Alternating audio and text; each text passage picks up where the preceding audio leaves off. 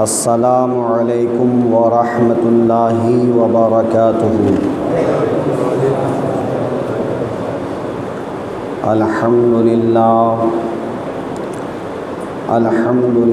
الذی ابدع الافلاک والارضین والصلاة والسلام علی سید المرسلین وعلى آلہ واصحابہ وازواجہ وذریاتہ واہل بیتہ اجمعین،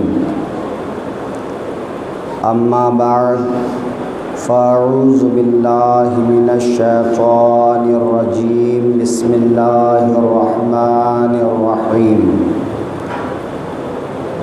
سيعلم الذين ظلموا أي منقلب ينقلبون۔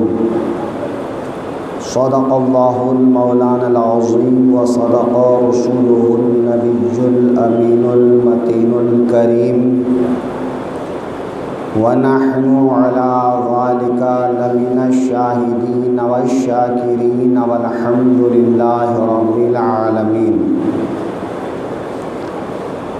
سب سے پہلے آقائے دو عالم صلی اللہ علیہ وآلہ وسلم کی بارگاہ میں درود و سلام کا نذرانِ محبت پیش کریں۔ اللہم صلی علی سیدنا و مولانا محمد بارک وسلم، صلاۃ و سلاما علیک یا رسول اللہ صلی اللہ تعالی علیہ وآلہ وسلم۔ از مکافات عمل غافل مشو، از مکافات عمل غافل مشو، گندم از گندم بروید جو ز جو۔ عزیزان محترم،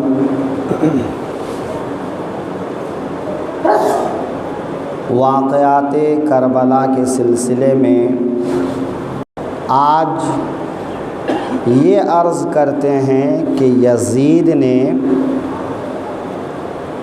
اپنی سلطنت اور تخت و تاج کے لیے پہلا اور سب سے بڑا جرم یہ کیا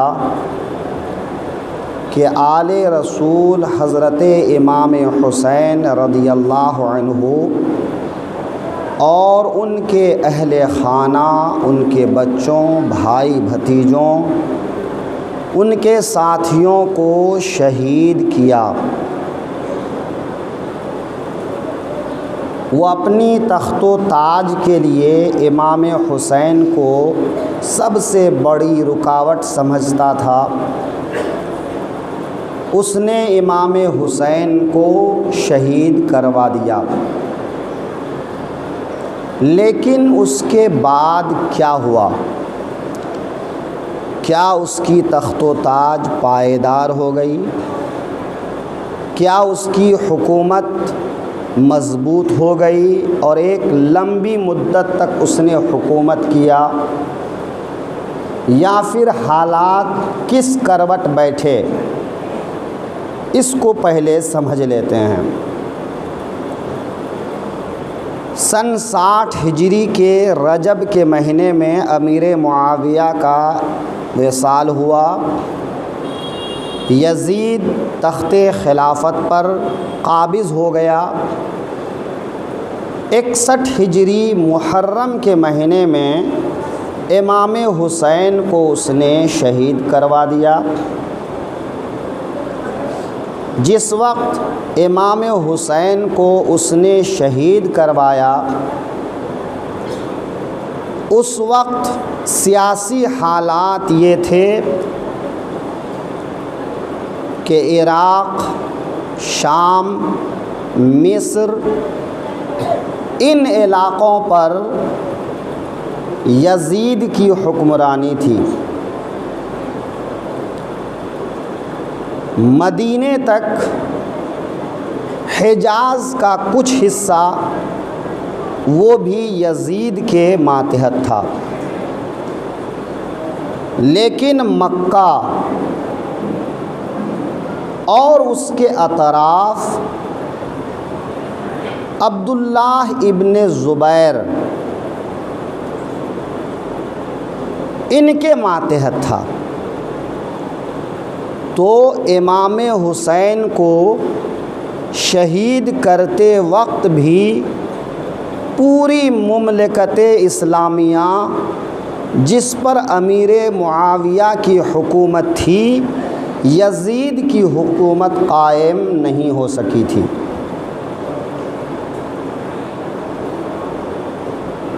61 کے محرم میں امام حسین کو شہید کروایا، یہ سال گزرا، 62 دوسرا سال گزرا، 63 ہجری میں اس نے 12,000 یا 20,000 کا ایک لشکر دے کر مسلم ابن عقبہ کو مدینے پر چڑھائی کے لیے بھیج دیا۔ ابتداءً مدینے کے لوگ خاموش تھے، لیکن امام حسین کے شہید ہونے تک یزید کے ہاتھ بندھے ہوئے تھے۔ جیسے ہی امام حسین شہید ہوئے، گویا اس کا ہاتھ کھل گیا اور ساری برائیاں عام ہو گئیں۔ تقریباً 2 سال کے عرصے میں برائیاں اتنی عام ہوئیں، شراب خوری، زناکاری، اغلام بازی، ماں بہنوں سے نکاح اور دوسری تمام برائیاں۔ اس پر ایک شہادت آپ کے سامنے، ایک گواہی آپ کے سامنے پیش کرتا ہوں۔ حضرت عبداللہ ابن حنظلہ، یہ حضرت حنظلہ غسیل الملائکہ کے نام سے مشہور ہیں، اس صحابی رسول کے بیٹے حضرت عبداللہ ہیں۔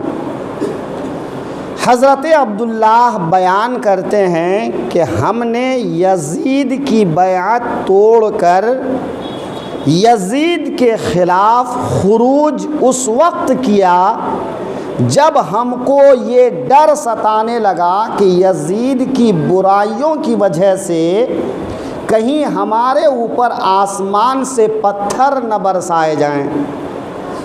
اب آپ سوچ سکتے ہیں کہ حالات کس قدر خراب ہو گئے تھے کہ حضرت عبداللہ فرماتے ہیں ہم کو اندیشہ ہوا، اور ایک اکیلے ان کو نہیں، پورے مدینے والے کو یہ سوچنے لگے لوگ کہ اب بھی اگر آواز نہیں اٹھائے تو کہیں ایسا نہ ہو کہ اس یزید کے گناہ کی وجہ سے ہمارے اوپر آسمان سے پتھر برسائے جائیں۔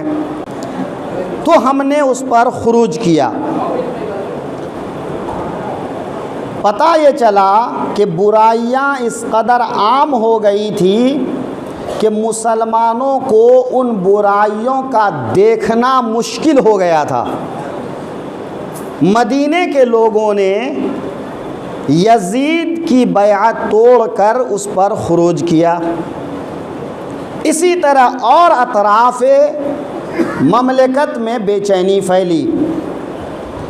اسی خروج کو ختم کرنے کے لیے مدینے والوں کو انجام تک پہنچانے کے لیے یزید نے مسلم ابن عقبہ کے ہاتھ 12,000 یا 20,000 کی فوج دے کر مدینہ روانہ کیا۔ اس فوج نے کیا کیا؟ اس فوج نے مدینے والوں کو بے دریغ قتل کیا۔ 700 صحابہ کرام مدینے کے اندر شہید کیے گئے۔ 700 صحابہ کرام مدینے کے اندر شہید کیے گئے، اور تابعین وغیرہ ملا کر کل 10,000 یا اس سے زائد مسلمان قتل کیے گئے، شہید کیے گئے۔ اس لشکر کا سپہ سالار مسلم بن عقبہ تھا، لیکن اس لشکر کو بھیجنے والا یزید تھا۔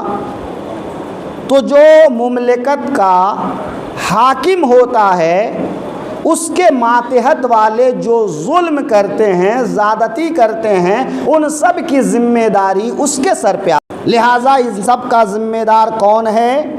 یزید۔ مدینے کے اندر قتل و غارت گری کیا، جوانوں کو قید کیا، مسجد نبوی کے اندر گھوڑے باندھے، یہاں تک کہ ان گھوڑوں کی لید اور پیشاب منبر رسول پہ گرے۔ 3 دن تک مسجد نبوی کے اندر اذان نہیں ہوئی، جماعت نہیں ہوئی، نماز نہیں پڑھی گئی۔ سعید ابن مسیب کبار تابعین میں سے ہیں، وہ کہتے ہیں میں دیوانے کی شکل بنا کر، ایک مجنون اور پاگل انسان کی شکل بنا کر منبر رسول اور روضہ رسول کے بیچ میں ٹیک لگا کے چھپا رہا، اور ان 3 دنوں تک مجھے یہ پتہ نہیں چلتا تھا کہ نماز کا وقت کب آ رہا ہے، کب جا رہا ہے۔ تو میں روضہ رسول سے کان لگا کر بیٹھا رہتا تھا کہ روضہ رسول کے اندر سے وقت پر اذان ہونے کی آواز آتی اور جماعت کرانے کی آواز آتی، تو اسی اذان اور جماعت کی آواز پر میں تیمم کر کے وہیں پر نماز پڑھ لیتا تھا۔ ایک طرف مسجد نبوی کو ویران کیا، ناپاک کیا، جماعت سے روکا، ذکر و اذکار سے روکا، دوسری طرف ایک بات یہ سمجھ آئی کہ آقائے دو عالم صلی اللہ علیہ وسلم اپنے روضہ شریف میں حیات سے ہیں اور وہ نماز بھی پڑھتے ہیں، اللہ کی عبادت میں مصروف رہتے ہیں۔ خیر، 3 دن تک مدینے میں یہ بربادی کا تماشا چلتا رہا۔ حد تو یہ ہے کہ اسلام اور بانی اسلام نے خواتین کی جس عزت و آبرو کی حفاظت کی ضمانت دی ہے، یہ کلمہ پڑھنے والے، بظاہر نماز پڑھنے والے ظالم فوج نے 3 دن تک مدینے کی پارسا عورتوں کو اپنے اوپر حلال کیے رہا، اور یہ سب کچھ یزید کے حکم سے ہو رہا تھا، یزید کی کھلی چھوٹ سے ہو رہا تھا۔ یہ یزید کا دوسرا ایسا بڑا جرم، ایسا بڑا گناہ ہے کہ جس کی طرفداری کوئی بھی منصف مزاج انسان نہیں کر سکتا ہے، کوئی بھی اس کو جائز اور صحیح نہیں ٹھہرا سکتا ہے۔ سن 63 ہجری میں مدینے کو اس طرح سے تباہ و برباد کیا۔ وہ لشکر مدینے کو برباد کر کے یہاں تک کہ ایک خاتون اپنے جوان بیٹے جس کو اس فوج نے گرفتار کیا تھا لینے کے لیے آئی، تو مسلم بن عقبہ نے ماں کے سامنے بیٹے کی گردن اڑا دی اور کہنے لگا کہ تم اپنے زندہ رہنے کو غنیمت نہیں سمجھتے ہو کہ بیٹے لینے آئی ہو۔ ام یزید نام کی ایک خاتون نے قسم کھائی کہ زندہ یا مردہ اس مسلم ابن عقبہ کو میں جلاؤں گی۔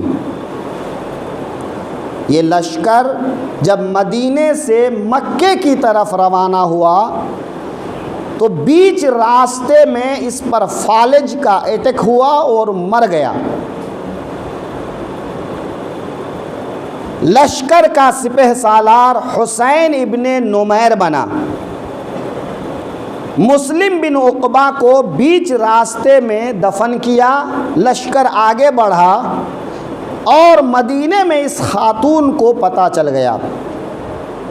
یہ چند لوگوں کو ساتھ لے کر گئی اور مسلم بن عقبہ کی قبر کو سر کی طرف سے کھولا تو دیکھا کہ ایک بڑا سا اژدہا اس کی گردن سے لپٹا ہوا ہے اور اس کی ناک کے بانسے چوس رہا ہے۔ جب لوگوں نے اس حالت کو دیکھا تو اس ام یزید سے کہا کہ چھوڑ دو، اللہ نے اس کو پکڑ لیا ہے، اپنے عذاب میں مبتلا کر دیا ہے، مگر وہ نہیں مانی۔ کہنے لگی میں اپنی قسم پوری ضرور کروں گی۔ پھر پیر کی طرف سے کھولا گیا تو ایک اژدہا پاؤں سے لپٹا ہوا تھا۔ اب لوگوں نے کہا اب تو چھوڑ دو کہ اللہ نے کس عذاب میں اسے مبتلا کیا ہے۔ وہ کہتی ہیں میں اپنی قسم ضرور پوری کروں گی۔ اس نے وضو کیا، 2 رکعت نماز پڑھا، اللہ کی بارگاہ میں دعا کیا، الہ العالمین اس ظالم پر میرا غصہ اپنی ذات کے لیے نہیں ہے بلکہ تیرے اور تیرے حبیب کی رضا کے لیے ہے کہ اس نے تیرے حبیب کے شہر کو ویران کیا ہے اور اسے ناپاک کیا ہے۔ نماز سے فارغ ہو کر اس نے ایک لکڑی لیا اور دونوں اژدہے کی دم میں مارا تو وہ اژدہے غائب ہو گئے۔ اس نے مسلم بن عقبہ کی لاش کو باہر نکالا اور جلا ڈالا۔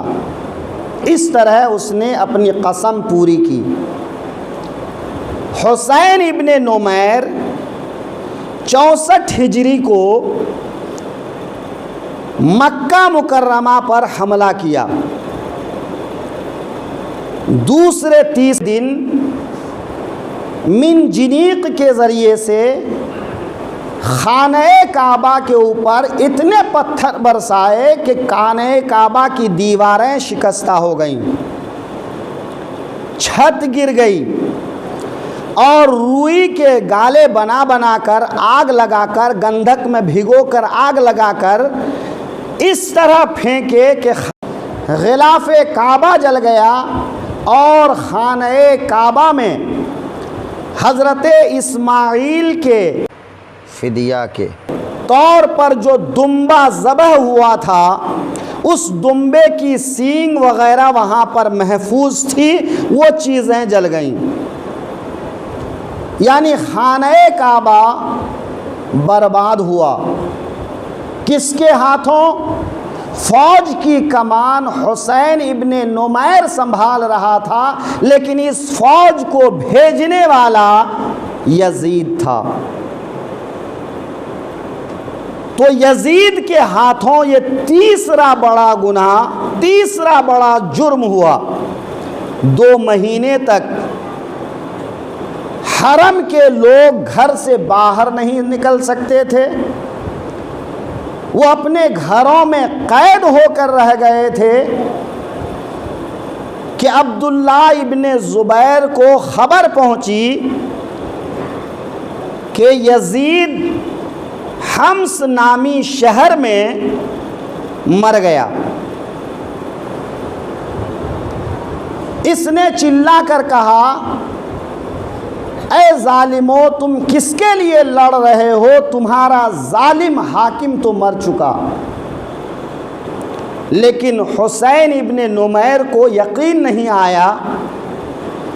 2-3 دن کے بعد میں کوفہ سے ایک آدمی آ کر اس کو خبر دیا تو اس کو یقین ہوا۔ جب یزید کی موت کا اس کو یقین ہوا تو اس کے حوصلے پست ہوئے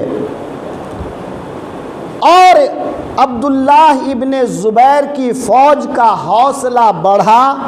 اس نے پیدر پہ حملے کیے اور یہ شامی لشکر اپنی جان بچا کر وہاں سے بھاگ گیا. تو یزید کل 3 برس 7 مہینے تخت خلافت پر قابض رہا اور اس 3 سال کے اندر اس نے 3 ایسے جرائم کیے جن جرائم کی مثال نہ پہلے کبھی ملی ہے نہ بعد میں کبھی مل سکتی ہے. یہ اتنا بدبخت آدمی تھا. جس تخت و تاج کی لالچ میں اس نے فاطمہ زہرا کے لالوں کو، چمنستان زہرا کو کربلا میں لہو لہان کیا، امام حسین اور ان کے ساتھیوں پر پانی بند کیا، انہیں شہید کیا، وہ تخت و تاج 3 سال 7 مہینے کے اندر اندر اس کے ہاتھ سے سب کچھ نکل گیا. اور یہ 3 سال کے اندر بھی وہ امن و سکون سے حکومت نہیں کر سکا. ظلم کی حیات بہت کم ہوتی ہے. عدل و انصاف ہر چیز کو بابرکت بناتا ہے. اس لیے حکمراں جب تک عدل و انصاف کرتے ہیں وہ باقی رہتے ہیں، اور جب ظلم پر آ جاتے تو وہ برباد ہو جاتے ہیں. حمص نامی شہر میں 39 سال کی عمر میں، کوئی زیادہ عمر بھی نہیں، 39 سال کی عمر میں یزید اس حالت میں مرا کہ اس کے سرہانے ناچنے گانے والی عورتیں اور شراب کے مہربند مٹکے رکھے تھے، اور اس کے پیٹ کے اندر سڑنے کی ایسی بیماری ہوئی تھی کہ کوئی اس کی لاش سے قریب نہیں ہو سکتا تھا، اتنی بدبو آ رہی تھی. آج بھی ملک شام میں حمص میں اس جگہ پر لوگ کوڑا پھینکتے ہیں جہاں یزید کو مٹی کے نیچے دبایا گیا تھا. اور ایک دوسری روایت کے مطابق ایک عیسائی یا یہودی عورت سے اس کو عشق ہوا. اس عورت نے جنگل میں بلایا اور اتنے چاقو مارے کہ وہ وہیں پر ہلاک ہو گیا. اور اس نے یہ کہا کہ جو شخص نواسۂ رسول کا نہیں ہوا وہ میرا کیا ہوگا. جو شخص اپنے نبی کا وفادار نہیں ہوا وہ شخص میرا وفادار کیسے ہوگا. یہ کہہ کر اس نے پیدر پہ حملے کیے اور وہ وہاں پر مر گیا. اس کی لاش وہاں پر سڑتی رہی کہ اس کے لشکریوں کو کئی دنوں تک لاش نہیں ملی. اس حالت میں اس کی لاش سڑ گل گئی اسی جگہ پر. ظالم کا انجام یہی ہوتا ہے. ظالم زیادہ دنوں تک نہیں رہتا ہے. امام حسین کے خون ناحق نے یزید کو کہیں کا نہیں چھوڑا. یزید ہلاک ہو گیا لیکن حسین آج بھی کلمہ پڑھنے والوں کے دلوں میں زندہ ہیں، ان کی یادوں میں زندہ ہیں. جب آج بھی لوگ حسین کا نام لیتے ہیں تو احترام کے ساتھ لیتے ہیں، اور آج بھی کوئی انسان اپنے بیٹے کا نام یزید نہیں رکھتا ہے کہ لفظ یزید، یہ یزید نام ہی ظلم کی پہچان بن گیا ہے۔ یزید مر گیا۔ عبداللہ بن زبیر جو اب تک مکہ، مدینہ، یمن، حجاز، ایران وغیرہ پر حکومت کرتے تھے، اب ان کی حکومت میں عراق اور شام بھی آ گیا۔ لیکن چند ہی دنوں کے بعد مروان ابن حکم نے شام اور عراق پر قبضہ کر لیا۔ جب وہ مرا تو اس کا جانشین اس کا بیٹا عبد الملک ابن مروان بنا۔ یہ عبد الملک ابن مروان بڑا عالم، محدث، فقیہ، عبادت گزار، تہجد گزار تھا۔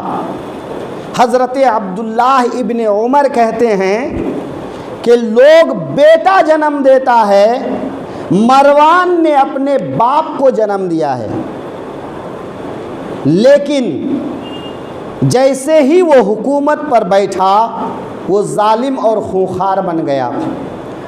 ام دردہ ایک صحابیہ ہیں، ان کے پاس اکثر عبد الملک بن مروان اٹھا بیٹھا کرتا تھا۔ ایک دن ام دردہ نے کہا، اے عبد الملک، سننے میں آیا ہے کہ عبادت گزار بننے کے بعد جب سے حکومت ملی ہے تو تم شراب خوار بن گئے ہو۔ تو عبد الملک نے کہا، صرف شراب خوار نہیں، خونخوار بھی بن گیا ہوں۔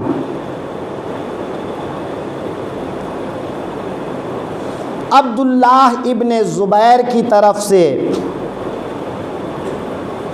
کوفہ کے اطراف پر مختار ابن عبید ثقفی، یہ وہ شخص ہے جس کے گھر پر حضرت امام مسلم رضی اللہ عنہ آ کر پہلے ٹھہرے تھے۔ ابن زیاد کوفہ آتے ہی اور سرداران کوفہ کے ساتھ اسے بھی قید کیا۔ جب امام حسین کربلا میں شہید کیے جا رہے تھے تو بہت سے سرداروں کے ساتھ یہ ابن زیاد کی قید میں تھا۔ بہت سے لوگ جو امام حسین کو خطوط بھیجے تھے وہ ابن زیاد کے ڈر کی وجہ سے امام حسین کا ساتھ نہیں دے سکے، لیکن عبد الملک بن مروان کے زمانے میں ایک تائبین کی جماعت نکلی جس کی سربراہی سلیمان ابن سرد ایک صحابی کر رہے تھے، لیکن ان سب کو ایک جنگ میں شہید کر دیا گیا۔ پھر مختار ابن عبید ثقفی عبد الملک کے زمانے میں کوفہ پر قابض ہوا اور اس نے امام حسین کے قاتلوں کو انجام تک پہنچانے کا عہد کیا۔ اپنی دور حکومت میں اس نے 600 یا 6000 لوگوں کو جو کربلا میں امام حسین کے شہید کرنے میں عمرو بن سعد کی فوج میں تھے ان سب کو قتل کیا۔ یہاں تک کہ عمرو بن سعد، شمر، خولی وغیرہ جتنے بھی بڑے بڑے ظالم امام حسین کی شہادت میں کربلا میں تھے ان سب کو دردناک طریقے سے مختار ابن عبید نے قتل کیا۔ 6000 لوگوں کو دور حکومت میں اس نے قتل کیا، لیکن وہ نبوت کا دعویٰ کر بیٹھا۔ عبداللہ بن زبیر نے اپنے بھائی مصعب ابن زبیر کو بھیجا اور مصعب ابن زبیر نے مختار ابن عبید ثقفی کو قتل کر دیا۔ مختار ابن عبید کے زمانے میں ہی ابن زیاد جو موصل میں 30,000 لشکر لے کر اکٹھا کر کے مختار سے لڑنے کے لیے جمع ہوا تھا، مالک ابن ابراہیم ابن مالک اشتر کی سربراہی میں مختار نے ایک لشکر بھیجا اور اس لشکر نے ابن زیاد کے لشکر کو شکست دیا، بہتوں کو قتل کیا، بہت دریا عبور کرتے ہوئے دریا میں ڈوب کے مرے اور عبید اللہ ابن زیاد مارا گیا۔ 67 ہجری 6 سال کا وقفہ، جس کوفہ کے دارالحکومت میں ابن زیاد کے سامنے امام حسین کے سر پاک کو تشت میں رکھا گیا تھا، ٹھیک 6 سال کے بعد محرم کی 10 تاریخ کو عبید اللہ ابن زیاد کا سر مختار کے سامنے تھا۔ ظالم عبید اللہ 6 سال کے اندر مارا گیا۔ اس کوفہ کے دارالسلطنت میں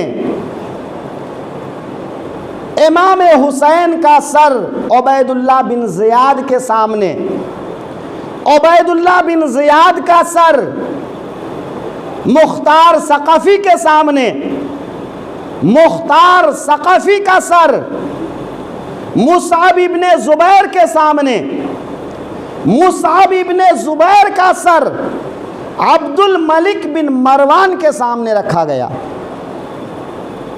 جب عبد الملک بن مروان کوفہ آیا تو اس نے دارالامارت کو ڈھا دیا، کہا یہ دارالامانت منحوس ہے، اسے ڈھا دو، زمین بوس کر دو۔ خلاصہ یہ کہ امام حسین کو شہید کرنے والے دنیا میں ذلت کی موت مرے اور آخرت کا عذاب تو باقی ہے۔ آخرت کا عذاب تو مرنے کے بعد جس کو ملنا ہے وہ مل کر رہے گا۔ میرے آقا ارشاد فرماتے ہیں، یحییٰ ابن زکریا کے قاتلوں میں سے اللہ نے 70,000 کو اپنے عذاب میں مبتلا کیا، اور میرے بیٹے حسین کے قاتلوں میں سے 70,000 اور 70,000 یعنی 1,40,000 کو اللہ عذاب میں گرفتار کرے گا۔ اور دنیا نے دیکھا کہ جو بھی کربلا میں موجود تھے یا امام حسین کی شہادت پر خوش ہو رہے تھے یا کسی طرح مدد کیے تھے، وہ دنیا میں ذلت کے ساتھ مارے گئے، اور آخرت کا عذاب تو یقینی ہے۔ وَسَيَعْلَمُ الَّذِينَ ظَلَمُوا أَيَّ مُنْقَلِبٍ يَنْقَلِبُونَ، ظالم ان قریب جان لیں گے کہ کس کروٹ انہیں پلٹی کھانا ہے۔ از مکافات عمل غافل مشو، گندم از گندم بروید جوز زو، جیسا کرو گے ویسا ہی تم کو بھرنا ہے، تمہارے عمل کا بدلہ تم کو خود چکانا ہے، کوئی دوسرا چکانے کے لیے نہیں آنے والا ہے۔ اپنے تمام مسلمان بھائیوں سے گزارش ہے کہ ہمارا ویڈیو زیادہ سے زیادہ لائک اور شیئر کریں، ہمارے کام میں ہماری مدد کرنے کے لیے ہمارے پیغام کو مسلمانوں تک زیادہ سے زیادہ عام کریں۔